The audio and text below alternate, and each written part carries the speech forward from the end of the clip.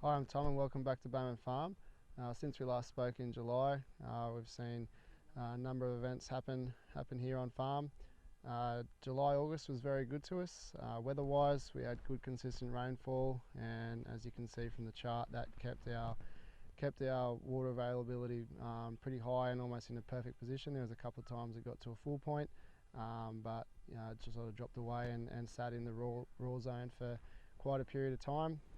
As we pushed into early spring, we saw a little bit of rain early on in September.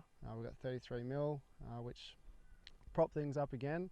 But then for the next 40 days until the 19th of October, we had no rain. This saw us have to jump into action and start the irrigator here behind me, plus others on other areas. We tried to maintain in the raw zone as best we could. We did about 5 passes over the period of that time, and it kept things going fairly well. It kept the Italian rye and the barley kicking on okay, but was still under a decent amount of stress. We finished up with the Italian rye and the barley just over a week ago.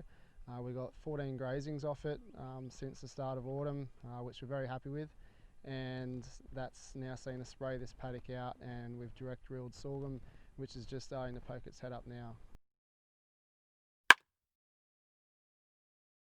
So this year on our site we've gone for a sorghum rather than maize for our summer cropping period. Our decisions around this were based on the purchase of starch for us. So to buy in grain, we can get it at half the price as what it was this time last year, if not less. So we can purchase that starch. We can get it here for between $200 and $300 a tonne, and that also means that we have this area to graze consistently throughout summer. We're now milking around 500 head instead of 300, so we need that extra grazing area to take pressure off the rest of the milking platform. That'll enable us to do that.